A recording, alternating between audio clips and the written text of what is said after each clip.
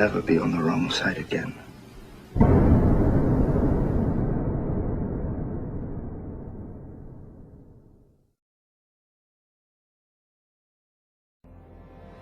The Matrix is one of the greatest metaphors ever. Machines invented to make human life easier end up enslaving humanity. This is the most common theme in dystopian science fiction. Why is this fear so universal, so compelling? Is it because we really believe that our toaster and our notebook will end up as our mechanical overlords? Of course not. This is not a future that we fear, but a past that we are already living. Supposedly, governments were invented to make human life easier and safer. But governments always end up enslaving humanity.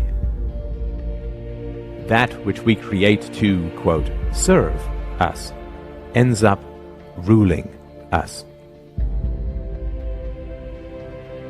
The US government, by and for the people, now imprisons millions, takes half the national income by force, overregulates at imperialistic bases overseas, inflates the currency, and crushes future generations with massive debts.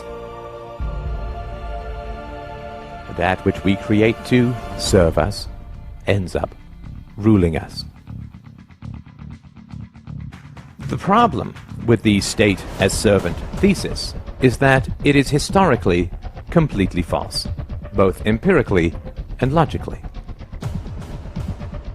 The idea that states were voluntarily invented by citizens to enhance their own security is utterly untrue. Before governments in tribal times, human beings could only produce what they consumed. There was no excess production of food or other resources. Thus there was no point owning slaves, because the slave could not produce any excess that could be stolen by the master. If a horse pulling a plow can only produce enough additional food to feed the horse, there's no point hunting, capturing, and breaking in a horse. However, when agricultural improvements allowed for the creation of excess crops, suddenly it became highly advantageous to own human beings. When cows began to provide excess milk and meat, owning cows became worthwhile.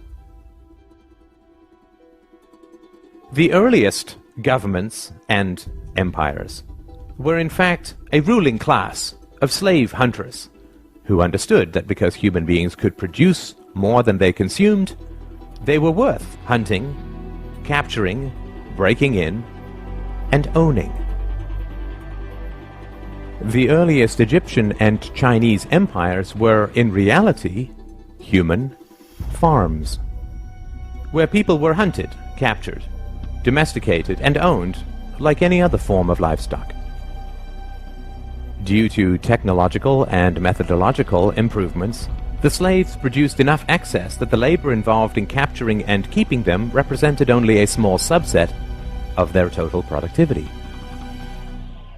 The ruling class, the farmers, kept a large portion of that excess while handing out gifts and payments to the brutalizing class, the police, slave hunters, and general sadists, and the propagandizing class, the priests, intellectuals, and artists.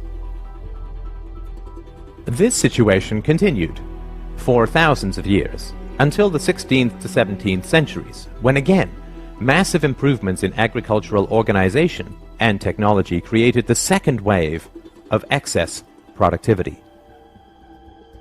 The enclosure movement reorganized and consolidated farmland, resulting in 5 to 10 times more crops, creating a new class of industrial workers displaced from the country and huddling in the new cities. This enormous agricultural excess was the basis of the capital that drove the Industrial Revolution.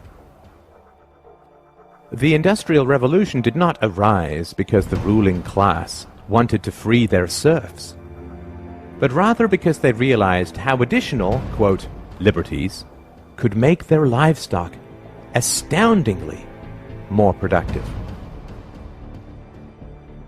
When cows are placed in very confining stalls, they beat their heads against the walls, resulting in injuries and infections. Thus, farmers now give them more room, not because they want to set their cows free, but rather because they want greater productivity and lower costs.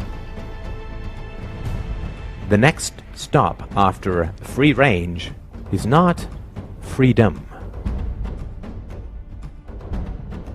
The rise of state capitalism in the 19th century was actually the rise of free-range serfdom. Additional liberties were granted to the human livestock not with the goal of setting them free, but rather with the goal of increasing their productivity. Of course, intellectuals, artists, and priests were, and are, well paid to conceal this reality. The great problem of modern human livestock ownership is the challenge of enthusiasm. State capitalism only works when the entrepreneurial spirit drives creativity and productivity in the economy.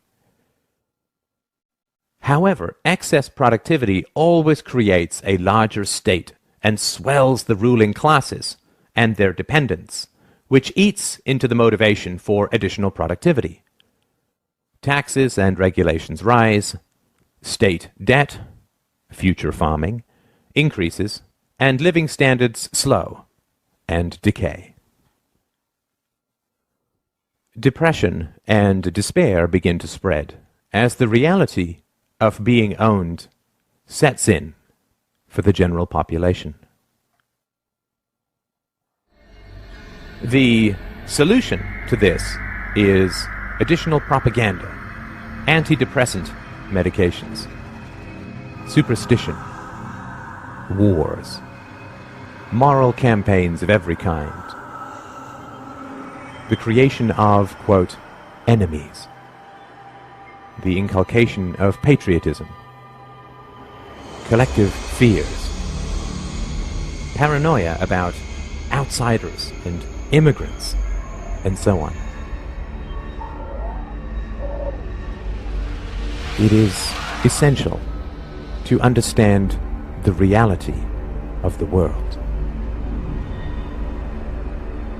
When you look at a map of the world, you are not looking at countries, but farms. You are allowed certain liberties. Yeah.